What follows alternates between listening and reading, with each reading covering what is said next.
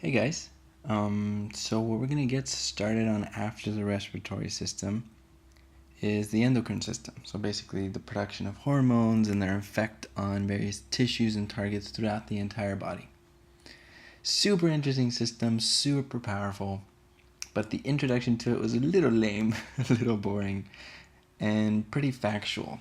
And so and by factual I just mean just a bunch of facts, just a bunch of definitions and memorization stuff.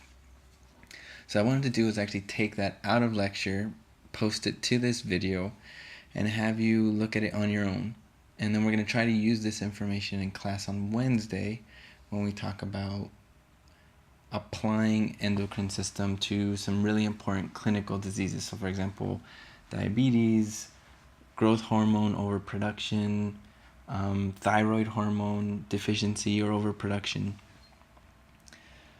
But this video is just designed to do a quick introduction of these facts, these definitions. I don't think you need me to help explain them too well, but I just wanted to put them into this video for your reference and as we move forward in the endocrine system. So let's get to it.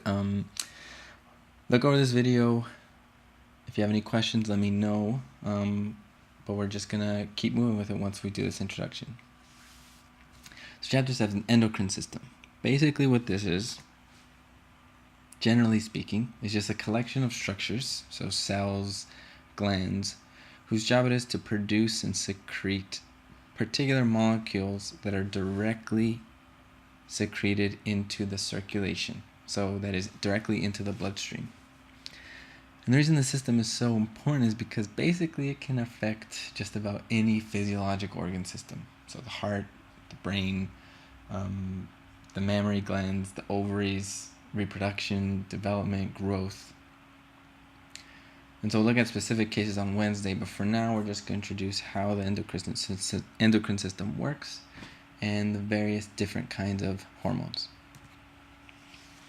So the way we're going to define a hormone, the most important defining characteristic, is that it's a molecule produced by a specific cell type, so we're going to call that an endocrine cell, secreted directly into the bloodstream to affect potentially very distant target cells through some kind of receptor. Once it does that, it can create some sort of response inside that cell. So for example, we've already seen this particular type of endocrine cell, which was the chromaffin cell inside the adrenal medulla. It produced epinephrine, primarily, and a little bit of norepinephrine, secreted directly into the bloodstream, and then at the heart, it binds to a beta-1 receptor and potentially increases the rate of action potentials in the SA node, creating some sort of response. So basically a hormone is any molecule secreted directly into the bloodstream to affect some distant target cell by binding to a receptor. And so we're just going to define a hormone this way. Secreted by a cell into the blood and transported to a very distant target potentially through the bloodstream. And interesting, hormones can actually exert their effects at very low concentrations. So they can travel far and exert pretty strong effects even in very small doses. So very powerful molecules. So every hormone in the world, in your body, has these characteristics of being secreted into the bloodstream and traveling to potentially distant sites and acting on those sites by binding to a receptor. What we're going to do now is try to differentiate various different types of hormones. So even though they all have all these characteristics that we just talked about, there are some very important differences. So we're going to start off with that, and then we're going to give one specific example of perhaps the most important endocrine system, so the hypothalamus pituitary endocrine gland system. But first, let's try to differentiate different kinds of hormones. The first distinguishing feature is we're just going to discuss the various different things that hormones can be made out of. And we're going to see that these are actually really important factors that determine how the hormone behaves. So we're going to start off with first are hormones that are made directly from protein. So essentially these hormones are themselves a protein or at least a very small peptide. So I started with these, and see what properties they have. Every single peptide hormone, so every single protein hormone, is lipophobic. So it hates fat, it hates the phospholipid bilayer. And so as a result, every peptide hormone has to exert its effect by first binding to a cell surface receptor. So in order to get this response here inside the cell, the hormone has to convey its message through this receptor. Because it's lipophobic, it cannot cross directly through here. It has to first have this receptionist that we talked about, so this sensor, receive this signal, and through this receptor it will create some sort of response. So one defining feature of a lipophobic hormone like peptide hormones is that they have to use a cell surface receptor. They cannot directly cross into the cell across this phospholipid bilayer. And so every single peptide hormone in the world, in your body, has to operate through some kind of cell surface receptor. And so what this slide is showing is just 3 different cell surface receptor pathways that we can operate by. So for example, I have a peptide hormone here that can bind to a G protein coupled receptor, R for receptor. That receptor can then activate a G protein. The G protein will activate adenylyl cyclase. We'll get cyclic AMP, activate protein kinase. That phosphorylates some protein, we get some sort of response. So that was the signals that we've seen in the past with the classic GPCR cyclic AMP pathway. This is the one that we've kind of seen many times. But what can also happen is a peptide hormone can bind to a receptor that's directly linked to a kinase already. So instead of going through all this crap here, G protein, adenylyl cyclase, AE here stands for amplifying enzyme, producing cyclic AMP, and then activating the kinase. This receptor kinase combo skips all of these steps and directly activates the kinase and directly phosphorylates proteins to create some sort of response. So we have this GPCR pathway, we have this tyrosine kinase pathway, and we also have kind of a shortened GPCR pathway here on the left that we've seen before as well, where a hormone binds to a receptor activates a G protein, and then that G protein directly binds to and activates or opens or closes. So it just changes the activity of some ion channel. But the key message here is that all of these systems, these 3 different pathways, are all cell surface receptor mediated pathways.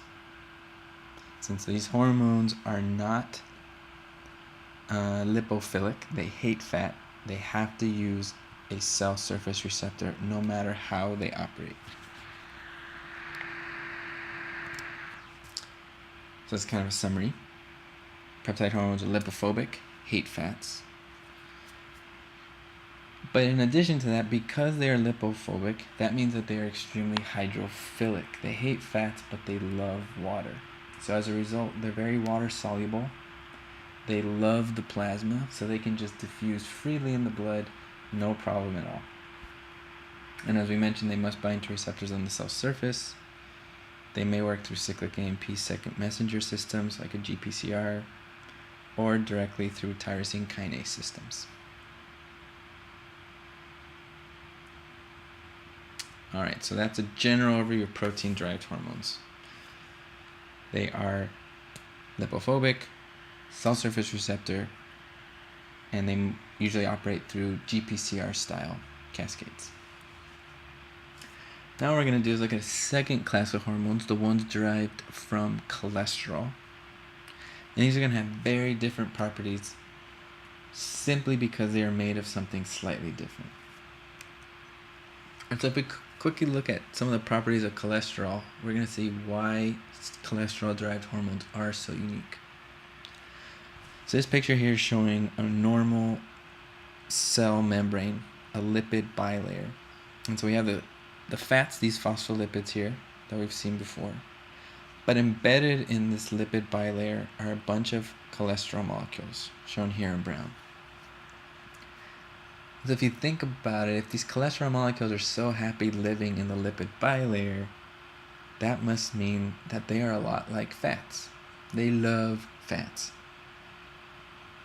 So that must mean that anything derived from cholesterol, any hormone derived from cholesterol, must also love fats. And so what we're going to see is that means that cholesterol-derived hormones can cross membrane, can cross the cell membrane, because they love fats, so that is not a barrier at all.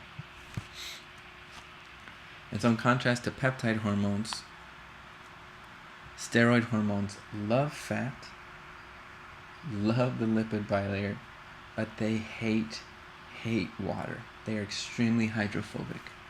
So as a result, they don't travel in the bloodstream happily. They hate water, they hate the plasma. And so in order to transmit them through the blood, like any good hormone does, we're actually going to need to have them bind to a protein carrier. So you can kind of think of this like a car for the hormone, something that is transporting you from one site to another. We said that peptide hormones are perfectly happy transporting themselves. They don't mind the plasma, they don't mind the water. But steroid hormones do. And so in order to get them to travel through blood, we're going to first have them bind to these protein carriers. So that's one difference between these two. These require a protein carrier to travel in the water-filled plasma. How you doing? Guys, you can't ask questions, but if there's any questions, if anything's unclear, feel free to pause, rewind, or email me, post to the forum, or bring your questions on Wednesday. Alright, so that's one difference. These steroid hormones, or these cholesterol-derived hormones, can travel through the blood, but they require these protein carriers. Another thing, though, is that these steroid hormones bind directly to receptors that are inside of the cell. Because they love fat, they can cross this lipid bilayer easily. That is not a barrier at all. So as a result, you'll find that steroid hormone receptors are actually inside the cells.